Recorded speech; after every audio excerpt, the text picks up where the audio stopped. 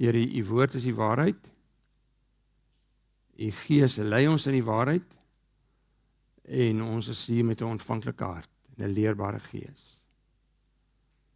Kom help vir ons nou om te kan fokus op die woord en Heilige Gees leer vir ons asseblief. Geef vir ons vandag 'n nuwe insig ook in u woord asseblief. Amen. Voor ek lees, miskien ek net eers weer kyk waarmee ons besig is. Ons is besig met die tema van ek in Christus en Christus in my en ek. Dis eintlik die hele Bybelse tema. As jy moet dink oor hoe so mens die Bybel op en dit en hoe val die Nuwe Testament met Jesus wat gekom het, dan is dit. Ek is in Christus, Christus in my. En verlede kwartaal het ons daarmee begin en ons het hierdie vers gelees en dis vir my die kernvers nie net van hierdie tema nie, maar van dit wat ons glo. Hoor wat staan daar in Galasiërs. Hy sê ek is saam met Christus gekruisig. Dis die essensie van om in Christus te wees. En nou is dit nie meer ek wat lewe nie, maar Christus wat in my lewe. En ons het in die eerste kwartaal bietjie daar, wel die hele eerste kwartaal oor gepraat en ons het gesê dat die oomblik as jy kies om vir Jesus te glo of aan Jesus te glo en jy aanvaar die kruis en jy aanvaar die versoening, daai oomblik word jy sy kind. En dan raak jy in Christus. Dan raak jy, en dit is een van die goed wat ons gesê het, dan ontvang jy die Heilige Gees. En as jy die Heilige Gees ontvang het, dan word jy ook deel van die beloftes. Al die beloftes van die Ou Testament en die Nuwe Testament raak in Christus, ook ons beloftes. En ons het ook gesê dat as jy, ons het ook geleer om te sê, as ek wil graag volgens God se wil leef, as ek graag volgens sy wil leef, dan is dit nodig om prys te gee, soos wat Paulus daar gesê het, te sterf aan myself en ter wille van Christus te leef. So julle, wat kinders weet, julle weet, julle wil graag julle kinders leer om gehoorsaam te wees en julle te volg, en dis eintlik maar wat God met ons doen. So hierdie kwartaal gaan ons eintlik maar net met die tema aan. En die tema van hierdie kwartaal is lewe in Christus. Dit is, hoe lyk 'n lewe in Christus? Wat is dit wat God vir ons wil leer? Nou, ek het net nou in die begin gesê, ons gaan Kolossense lees. Nou, Kolossense is 'n briefie wat 5 bladsye is. So ek wil jou eintlik vra, is 'n uitdaging of 'n uitnodiging, vat die briefie en lees hom ten minste 3 keer 'n week deur. Dit is so maklik om dit deur te lees, maar dit is so, ek wil sê profound, dat ons in 10 weke se prediking nie die briefie sal kan klaarpreek nie. Net omdat daar soveel goed is, wat ons as kinders van God daaruit kan put. Nou die gemeente of die dorpie Kolosse is in die suid, was julle by Kolosse, toe julle daar was in Turkye, julle was nie daar gewees nie, was jy in Laodicea gewees? Nou, jy was net in Ephesus. Nou, dis in die suidweste van Turkye, sit vir ons die kaart daar op asseblief. Nou, julle kan die rooi kol daar sien, en gemeente soos Efese is daar naby, so 180 km daarvan af, maar dorpe wat julle sal ken, as julle Openbaring sou lees, dan sal julle hoor van Laodicea, was julle maar warm, was julle maar koud. Hierapolis is een van die bekende stede, en ons lees ook daarvan in die Bybel, en ook in Kolossense, want hy skryf hierdie brief nie net vir die Kolossense nie, maar ook vir die Laodicea gemeente, en die gemeente in Hierapolis, en hy skryf vir Laodicea weer 'n brief wat ons ongelukkig nie het nie, maar ons weet, hy sê, ek het 'n brief ook soontoe gestuur. So dit is, die stad is 'n stad wat redelik welvarend was, dit was op die handelsroete gewees, daar het Grieke gebly, Jode daar gebly, en dis wat nou oor is van die stad. Is dit. Daar's geen opgrawings nie. Die hele stad lê daaronder. Behalwe, dis al wat ons oor het van die stad, behalwe hierdie briefie. En dis amazing, dat ons binne in die geskiedenis kan ingaan van 'n stad waar mense gebly het en geleef het, en waar daar 'n kerk was. En hierdie briefie het behoue gebly, al is daar niks oor van daai stad nie. Is dit iets wat kosbaar is, en ons kan deel wees van daai stad. Kom ons lees dit. Ons lees daarby vers 3, wanneer ons tot God die Vader, is nou Paulus wat skryf, wanneer ons tot God die Vader van ons Here Jesus Christus bid, dank ons hom altyd vir julle, omdat ons gehoor het van julle geloof in Christus Jesus, en van julle liefde vir al die medegelowiges. Hierdie geloof en liefde is gegrond op die hoop wat julle in die hemel bewaar, wat vir julle in die hemel bewaar word, en waarvan julle reeds gehoor het toe die waarheid, die evangelie aan julle verkondig is. Die evangelie het julle bereik, en net soos dit in die hele wêreld vrug voortbring en verder versprei, gebeur dit ook by julle van die dag af dat julle van God se genade gehoor het, en dit leer ken het soos dit werklik is. Julle is daarin onderrig deur Epaphras, ons geliefde medewerker en getroue dienaar van Christus in julle belang. Dis hy ook wat ons vertel het van die liefde wat deur die Gees in julle werk. Nou, Epaphras het nie in daai gemeente gestig. Kom ons lees verder. En dis eintlik die kern van waaroor ons vandag gaan gesels. Daarom, van die dag af dat ons van julle gehoor het, hou ons ook nie op om vir julle te bid nie. Ons vra God dat hy deur al die wysheid en insig wat die Gees gee, julle sy wil duidelik sal laat ken, sodat julle tot eer van die Here sal lewe, deur net te doen wat hy verlang. Mag julle vrugte dra deur goeie werke en toeneem in die kennis van God. Mag God deur sy wonderbare krag julle alle sterkte gee, om in alle omstandighede geduldig te volhard. Met blydskap moet julle die Vader dank wat julle geskik gemaak het, om deel te hê aan die erfenis wat daar vir die gelowiges wag in die ryk van die lig. Hy het ons uit die mag van die duisternis weggeruk en ons onder die heerskappy gestel van sy Seun wat hy liefhet. En deur die Seun het ons verlossing verkry, die vergewing van ons sondes. Nou Paulus sit in die tronk, dis 62 jaar na Christus. Hy is in die tronk in Rome vir sy geloof. En in die tronk is onder andere ook Epaphras, die leraar van hierdie gemeente. En Epaphras vertel vir hom en sê, hoorie, ek het, want hy was in Efese saam met Paulus en hy het Kolossense toe gegaan en daai omgewing gaan bly en hy het die gemeente gestig en dan vertel hy vir Paulus terwyl hy sê, hoorie, hierdie is 'n wonderlike gemeente. Hulle het die geloof aanvaar en hulle groei in die geloof. Maar dan sê hy ook vir hulle, hoorie, daar's valse leraars wat die hele tyd ingekom het, en ons weet dit is maar in ons tyd ook so, wat altyd vir jou kom vertel, maar jy kan iets by Christus doen, of jy moet so iets doen, en dan skryf Paulus vir hierdie briefie, om hulle te bemoedig, en dan vertel hy vir hulle, wel ek bid vir julle, en hy begin deur vir hulle te sê, ek het gehoor van julle geloof in Christus Jesus, en dis waar ons begin vanoggend. Ek het gehoor van julle geloof in Christus Jesus. En dis hoekom ons hier staan. Dis die beginpunt daarvan. Dis die beginpunt van alles van ons geloof. Nou, net so 'n onderbreking, as jy so 'n oombliekie sou dink oor al die gelowe in hierdie wêreld.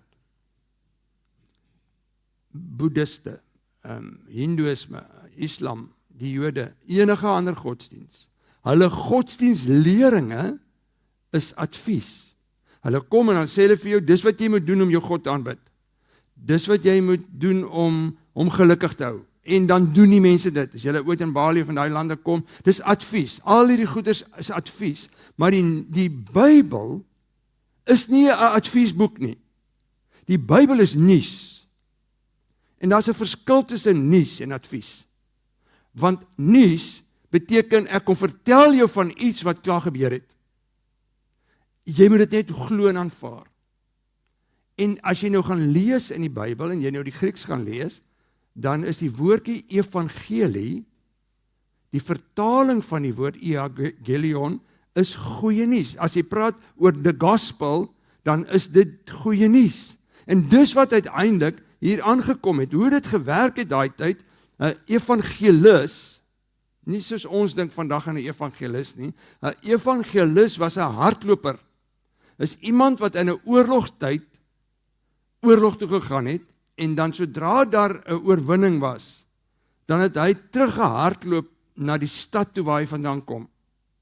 En die stadse mense sou kyk, of hulle iemand sien aanhardloop, en daar ver sien hulle iemand aanhardloop, en daar kom die evangelis, want hy bring die evangelie, en dis wat eintlik die woord beteken. Ek bring goeie nuus, die oorwinning is behaal, en Paulus sê, dis waarmee ek begin, as ek aan julle dink, en dis waar ek wil begin vanoggend, as ek aan julle dink, is dat daar is goeie nuus gekom. Die evangelie het tot by ons gekom. Dis nie advies nie, dit sê nie hoe jy kan God gelukkig hou nie, dit sê vir jou, dis 'n ding wat klaar plaasgevind het, dis ou nuus, maar goeie nuus, en daarom sal dit nooit oud wees nie. So kom ek lees net vers 6 wat sê, die evangelie het julle bereik, En net soos in die hele wêreld vrug voortbring en verder versprei, gebeur dit ook by julle van die dag af dat julle God se genade gehoor het en dit leer ken het soos dit werklik is. Ergens het iemand, in jou geestes ook moet jy dit sien, het iemand Kolosse ingehardloop met die goeie nuus van Jesus Christus wat mense se lewens verander. En ergens het 'n evangelis, 'n draer van goeie nuus by jou voorouers of by jou gestop en gesê, ek wil jou kom vertel van die goeie nuus. Nou wat was die goeie nuus? Kom ek lees dit. Hy, Jesus, het ons uit die mag van die duisternis weggeruk en ons onder die heerskappy gestel van sy seun wat hy liefhet. En deur die seun het ons die verlossing verkry, die vergifnis van sondes. As jy hierdie vers kan uit jou kop uit leer, doen dit. Want as jy ooit voorgekeer word deur iemand, of gevra word deur iemand, wat glo Christene? Dis die hele evangelie. Hierdie is die goeie nuus. Daar's veral 3 woorde wat uitstaan, en as jy daai 3 woorde sal kan onthou, dan onthou jy die evangelie. Dis weggeruk, oorgebring en verlos. Dis wat die evangelie is. Dis ons is weggeruk, ons is oorgebring en verlos. Die woordjie weggeruk, as jy nou in die Grieks gaan kyk, dit beteken dit to rescue from danger with the implication that the danger in question is severe and acute. Dis 'n akute gevaar. Dit is 'n woord wat gebruik was wanneer iemand in 'n oorlogssituasie gewond sou wees en jy stuur iemand in om daai gewonde persoon te gaan haal terwyl die pyle en die spiese en vandag se taal die koels om jou sal gaan jy in om daai persoon te gaan wegruk uit die gevaar uit. En dis wat Jesus kom doen het. Hy sê hier, hy het ons kom wegruk uit wat? Hy noem dit daar, die mag van die duisternis. Nou ons wat groot geword het in 'n Christelike omgewing, is nie so in ons gesig die mag van die duisternis soos dit in ander lande sou wees, soos in Asië en in die Afrika lande, waar daar baie duidelike boosheid aan die werk is.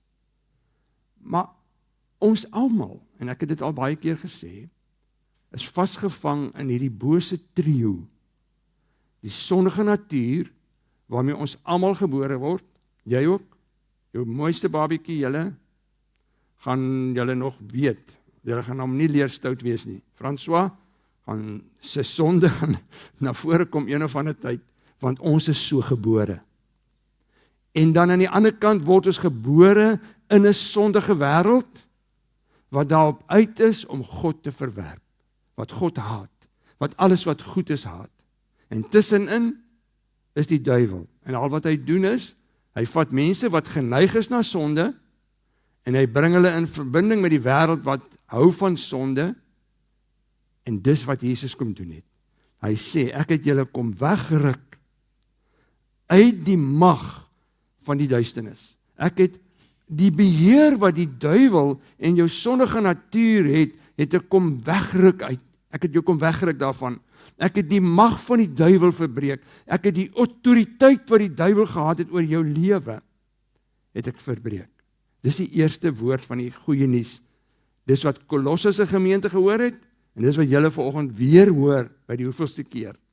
Hy het ons kom wegruk en die mag van die duisternis is nie meer oor ons nie. Die tweede ding wat hy gedoen het, hy het ons oorgebring, staan daar.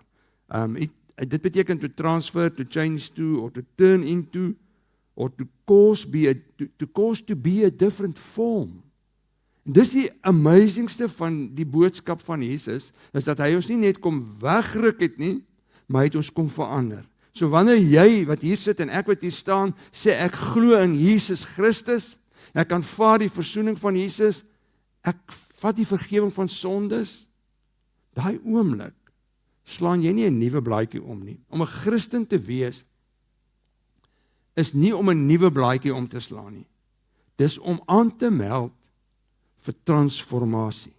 Jy word totaal getransformeer. Paulus skryf dit, hy sê ons word oorgebring onder die koningsheerskappy van sy geliefde seun. Dis 'n amazing gedagte. Dis 'n gedagte om te weet, dat ons was onder een domein, en dit was die mag van die duisternis, maar God het ons kom wegruk, en in daai wegruk, het hy ons nou onder 'n ander heerskappy gesit. En tussen die lyne, moet jy kennis neem, en dis wat daar staan, daar's net 2 magte. Dis die mag van die duisternis, en die koningsheerskappy van Jesus. En nêrens is daar 'n stilhou plek tussen dit nie. Ons het nie 'n domein, 'n mag, wat ons kan sê, maar ek leef onder die mag van my kerklidmaatskap, of van die feit dat ek goed groot geword het, of ek is daarom 'n goeie mens. Daar is nie so 'n domein nie. Die nuus wat ek vanoggend het, is daar's net die mag van die duisternis en die koningsheerskappy van God. En as jy nie vandag onder die koningsheerskappy van God staan nie, en sê, Jesus, U is die koning van my lewe, en U moet my lewe verander, en my lei, dan staan jy onder die mag van die duisternis. Dis waar jy dan is. Hou my eers daai skyfie terug.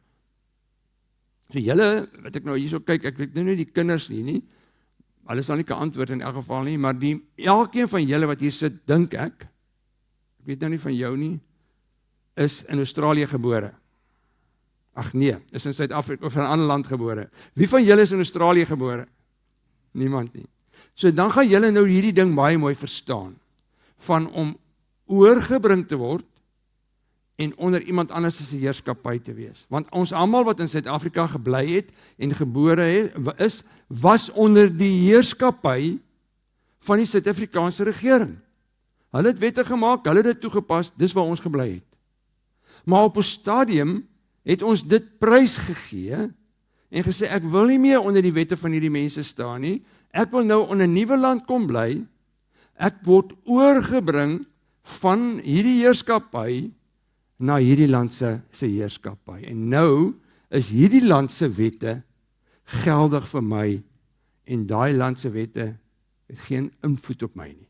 Maar nou gebeur dit, en ek hoor dit baie keer by julle, my hart is nog in Suid-Afrika. En dis baie keer met ons geestelike lewe dieselfde.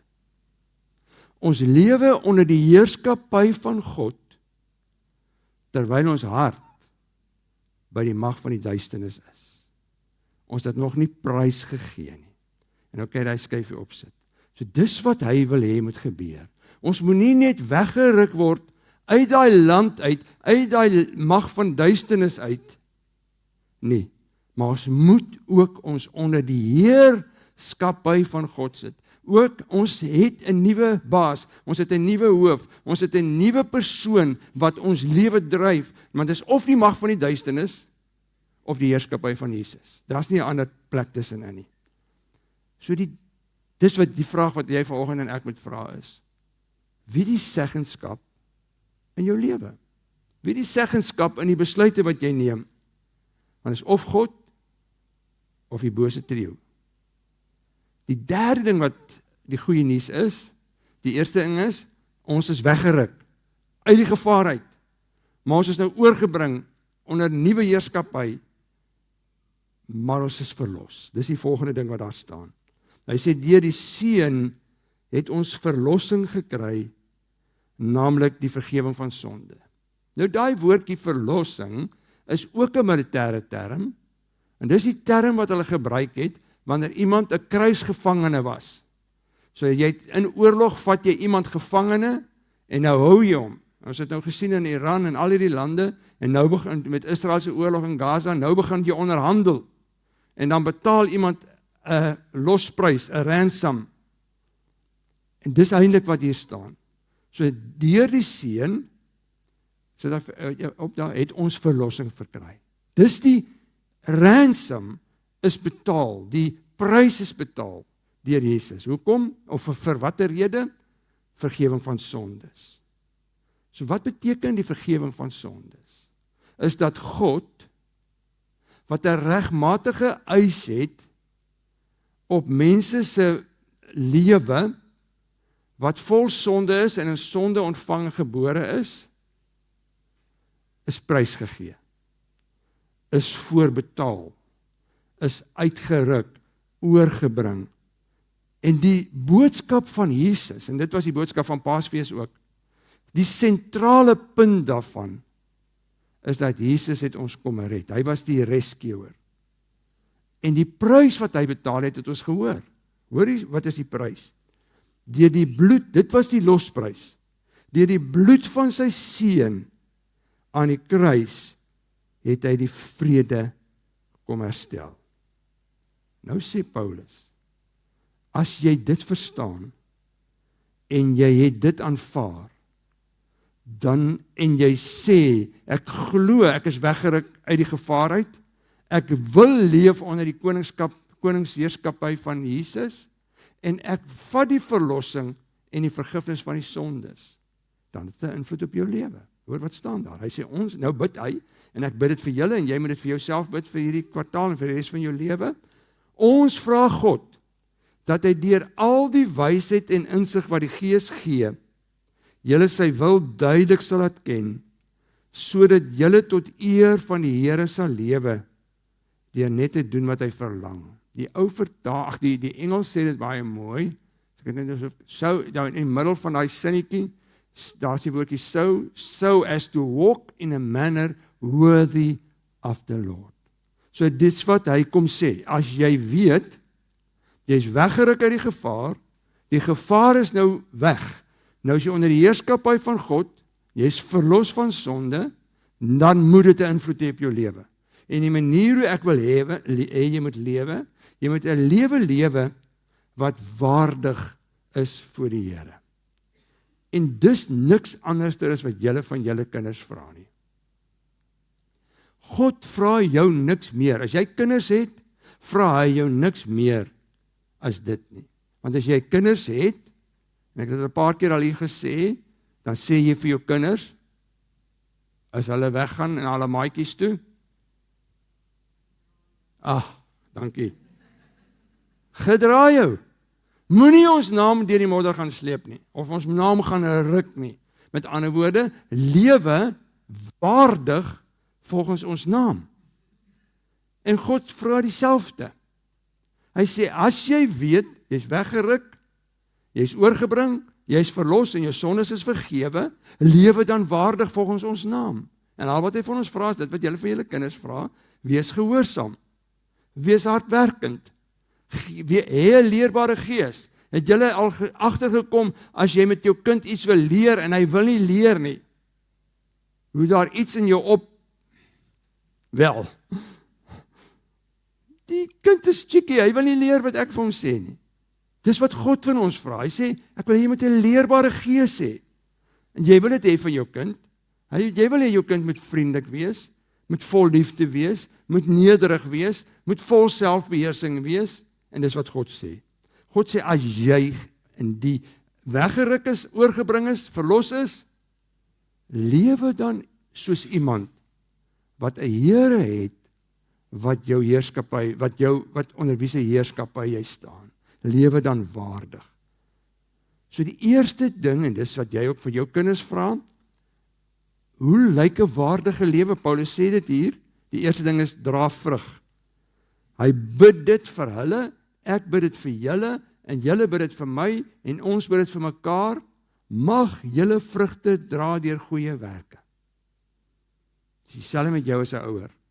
Jy spandeer baie ure om jou kind te leer van wiskunde, of musiek, of jy vat jou kind sportvelde toe, of jy leer hom net maniere, jy spandeer tyd daaraan, en alles, as jy so baie tyd spandeer aan jou kind, dan verwag jy en vra jy mos vrugte, want vrugte is resultate.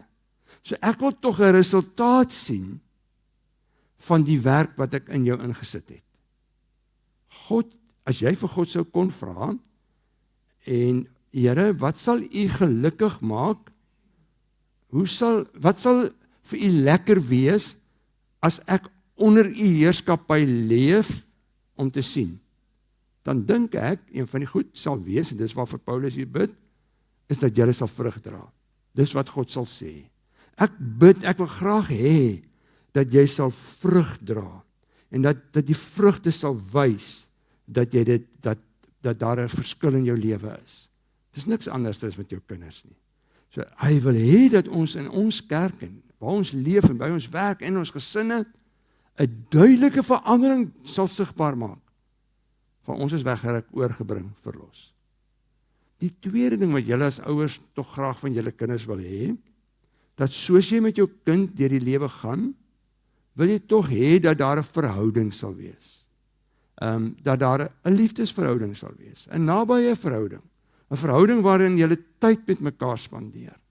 En baie ouers, en as jy nou eers tieners het, dan raak dit nou ander, hulle wil nie meer met jou tyd spandeer nie. En dan sê jy, my kinders sien my nie eens meer raak nie, hulle praat met my, hulle bly in dieselfde huis, maar hulle praat nie meer met my nie. Julle as ouers wil graag hê, julle kinders moet 'n verhouding met julle hê. So wat is die tweede ding van hoe leef 'n mens 'n waardige lewe?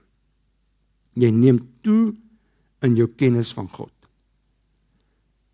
Hy sê dit hier, hy bid dit ook, hy sê, mag jy toeneem in die kennis van God. Nou dit was die groot probleem in die paradys. Die paradys, die Adam en Eva in die paradys, hy wou graag toeneem in kennis. Want God kom vir hulle en hy sê vir hulle, hoor, julle kan enigiets hierso doen. Julle kan eet van alles, behalwe die boom van die kennis van goed en kwaad. En Adam en Eva se begeerte is, nee, ek wil 'n bietjie meer kennis hê van hierdie goed en kwaad. En dis vandag nog die probleem. Mense wil meer weet, hulle wil eksperimenteer met die verborgde goed, die misterieuse goed, die goed van die bose. Ek wil bietjie meer daarvan weet. Daarteenoor kom die goeie nuus, en die goeie nuus kom sê, groei, as jy waardig wil wees in Christus, voor die Here wil wees as 'n waardige draer van sy naam, dan moet daar by jou 'n begeerte wees, om toe te neem in die kennis van God. Nou daai woordjie, kennis, is nie net om kennis te neem van nie. Dit is die woordjie epigenosis, en dit beteken om iets of iemand diep, persoonlik en ervaringsvol te ken. Dis die boodskap wat hy vir ons bring, is dat ons sal 'n begeerte hê om te sê, nadat ek verlos is, oorgebring is, weggeruk is, dat ek wil toeneem in my nabye verhouding met God. Die ervaring van God, die leer van God, dit moet 'n persoonlike verhouding wees. En dit wat ons al baie oor gepraat, dit kry jy net deur tyd met God te spandeer. Maar as 'n tweede woord wat hy gebruik, hy sê toeneem in kennis van God. En as jy daai woord gaan ontleed, dan is dit 'n ewigdurende groei. Daar's nooit 'n punt kom waar jy sê, nou te klag gegroei nie, as kind van God nie. Ja, almal van ons het ophou groei, as jy nou op 'n sekere ouderdom kom, behalwe in die breedte, maar die res, het jy klaar gegroei. Maar as kind van God, sal jy nooit ophou groei nie. En die woord wat gebruik word is 'n plantkundige woord, want dit is soos 'n boom.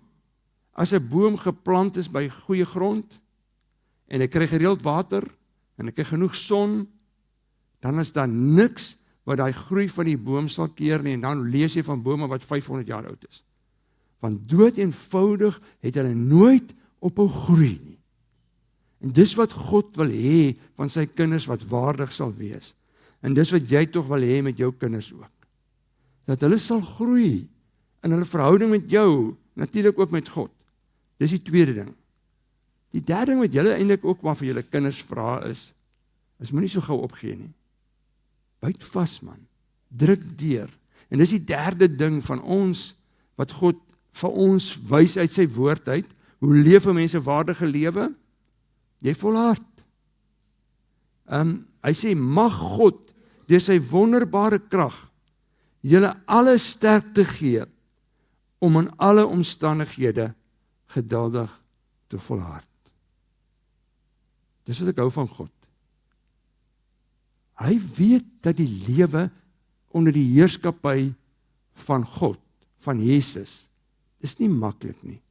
Want ons sit nog steeds met 'n sondige natuur, en ons bly in 'n sondige wêreld, ons bly nie in 'n plek waar daar nie sonde is nie, En ons het nog steeds die duiwel, wat alles in sy vermoë sal doen, om jou oor te trek, vanuit jou plek waar God wil hê jy moet wees, na waar hy jou wil hê.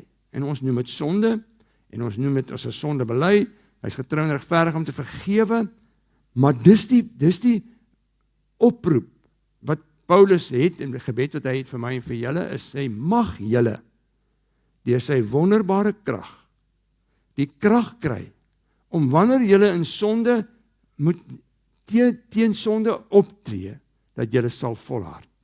Dat daar nooit 'n punt in jou lewe sal kom, in my lewe, waar ons sê, maar hierdie sonde is te groot vir my nie, of hierdie ding is te groot vir my nie. Nie as jy 'n kind van God is nie.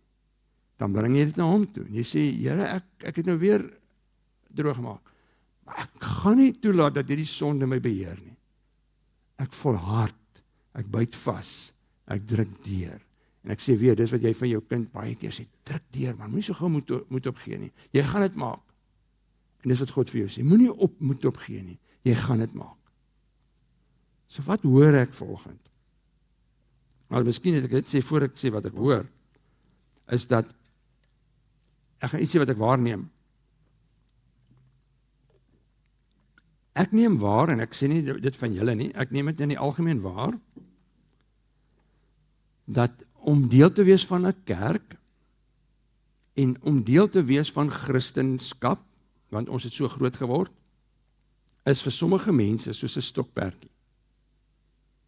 Dis iets wat jy op 'n Sondag jou tyd aan spandeer. En miskien in die week, miskien gaan jy so 'n bietjie lees. Dis soos om 'n stokperdjie te bedryf, is iets om jou mee besig te hou. Nou die goeie nuus is, jy's nie God se stokperdjie nie. Jy was so kosbaar vir hom, dat hy sê, God het die wêreld so lief gehad, dat hy jou kom red het. Jy is nie sy stokperdjie nie. Jy was regtig sy alles. Want wat het hy gedoen? Hy het vir Jesus gestuur, om ons uit die kake, uit die mag van, ek wil sê eintlik van die hel kom roep. Want die hel is 'n ewigdurende non-stop afwesigheid van God se gesig. Jy gaan nooit weer in die aangesig van God wees, as jy in die hel is nie, en as jy weg is van God is nie. En dis wat hy kom doen het, om te sê, is vir my onaanvaarbaar. Ek sal self die prys betaal, sodat jy weggeruk kan word, en onder die heerskappy van Jesus kan kom. En dan weet jy, dis die 3 woorde wat jy huis toe vat, ek is weggeruk, ek is oorgebring, ek is verlos, want my sonde is vergewe. Die reaksie daarop, en dit bid ek vir julle, en dis die begin van, bid ek vir die res van hierdie kwartaal, vir hierdie reeks uit Kolossense, maar ook vir die res van jou lewe, en dis hoekom dit deel van ons gebedsversoeke is, dat dit 'n impak sal maak, vandag, in jou lewe. Dat jy weer opnuut sal sê, maar as dit waar is, as dit die goeie nuus is, hierdie is nie advies nie, dis die goeie nuus van hoe leef iemand wat die goeie nuus ontvang het. Hy leef of sy leef waardig. Die resultate van die feit dat jy uit die kake van die dood en die hel en die sonde weggeruk is, wys duidelik, want jy begin vrug dra. Mense om jou sien die verandering raak. Mense by jou werk, mense by die skool, mense tussen jou vriendekring, jou eie familie begin agterkom. Hoor, hier het iets gebeur. Want ek sien sy of hy tree nou anders erop. Die tweede ding wat die reaksie sal wees, as ek weet wat met my gebeur het, is dat ek God beter wil leer ken. En dis waarvoor ek bid vir julle en vir myself, dat ons sal toeneem in ons behoefte en begeerte om God nog beter te leer ken. En die derde ding, en dis weet ek, gebeur met my, met julle almal, dat hy op 'n tydjie net so moed op wil gee. Sê ek is net so sleg, kyk wat vang ek aan. Dat jy sal volhard, dat jy sal vasbyt, en dat jy sal deurdruk. En dan, al wat dan oorbly, is dat jy raak nou 'n draer van die goeie nuus. Jy en ek is almal evangeliste. Jy hoef nie hier voor te staan om 'n evangelist te wees nie. Al wat 'n evangelist doen, het ons gehoor, Hy is die draer van goeie nuus. So ek weet nie waar jy hierdie week en die res van jou lewe, maar veral nou hierdie week, gaan goeie nuus moet dra, 'n evangelis moet wees nie. Maar God sal jou help. Kom ons bid. Here, U het ons kom uitruk uit die doodse gevaar, ewig gelewe doodsgevaar, en het ons oorgebring onder die heerskappy van die koningsheerskappy van Jesus. En hoe U dit gedoen het ons verlos, het ons kom rescue, het ons kom wegtrek uit die gevaar uit, en ons sondes vergewe. Ons is nie meer skuldig voor U nie, want Jesus het aan die kruis daarvoor betaal. Maar nou vra ek, en ek bid dit vir my, soos wat Paulus vir Kolosse gebid het, vir daai gemeente, en ek vir ons, ek bid, Vader, dat die vrug daarvan, om onder die koningsheerskappy van Jesus, sigbaar sal word. Ek bid vir my, en ek bid dit vir ons, dat ons sal toeneem, dat 'n gewilligheid by ons sal wees, om te sê, ek wil vir God beter leer ken. En Vader, help vir ons, om te volhard, dat ons nie moedeloos raak nie, dat ons by U sal bly, en dat U vir ons sal help. Miskien sit hier iemand vanoggend, wat nog onder die mag van die duisternis is, wat toegelaat het dat die duiwel, en hy of sy sondige natuur, deur hierdie sondige wêreld ingesluk is. Kom bid ek, Vader, deur die Heilige Gees, dat U vir hom of haar vanoggend sal aanraak, met 'n sagte, liefdevolle aanraking, van 'n liefdevolle God, wat gesê het, so lief het God die wêreld gehad, U die wêreld gehad, dat U U enigste seun gegee het, sodat ek en ons almal wat daaraan glo, gered kan word en die ewige lewe saam met U te kan hê. Dis die beste nuus ooit. Help vir so 'n persoon om vandag weer by daai punt te kom, om te sê, ek wil dit glo, en ek wil dit aanvaar. En miskien is daar iemand hier wat sê, maar ek het dit lankal aanvaar, maar ek het weer so verlange teruggehaat na my ou lewe. Soos wat ons nou gesê het. Ons bly in Australië, maar ons verlang nog na die Bosveld en al die goed in 'n ander land. Maar Vader, help vir ons om weg te kom van hierdie verlange na hierdie sondige lewe. En maak ons mense wat vir U volkome toegewy sal dien. Wat waardig sal wees om U naam te dra. En ek bid dit in ons gesinne, by die werk, by die skool, by die universiteit, waar ons vriende ook al is. Dat iemand sal raak sien, ek en ons leef waardig vir dit wat ons glo. Ek bid dit in U naam. Amen.